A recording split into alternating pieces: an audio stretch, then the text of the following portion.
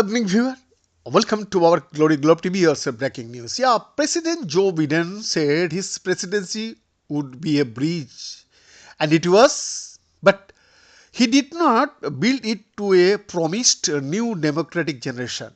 Instead, he is the president who stayed too long and whose administration thus arced between two terms of a nemesis he once defeated and then let back into power, Donald Trump. To call this Biden's political tragedy would be crass. This, after all, is a man who lived unending personal anguish after burying his first wife and two of his children.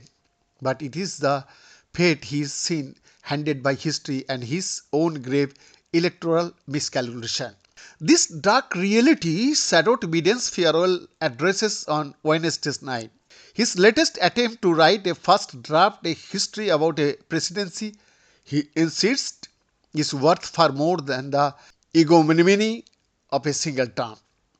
My eternal thanks to you, the American people, the president said from the Oval Office at just after 8 p.m.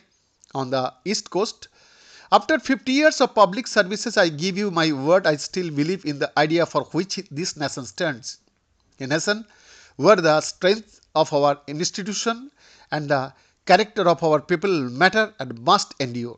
But by Monday afternoon, the foe who Biden warned in 2020 represented a mortal threat to America's soul will be back behind the Oval Office desk, with Biden headed into a Delaware retirement and leaving the country to face whatever happens next. With this in mind, Biden used his address to warn of the threat he thinks Trump's second term and what he stated as his successor's band of robber barons represents. If anything, he appears to believe the existential peril is greater now than it was when he launched his 2020 campaign. Beyond the exclusive report, Glory Globe TV, the Liver.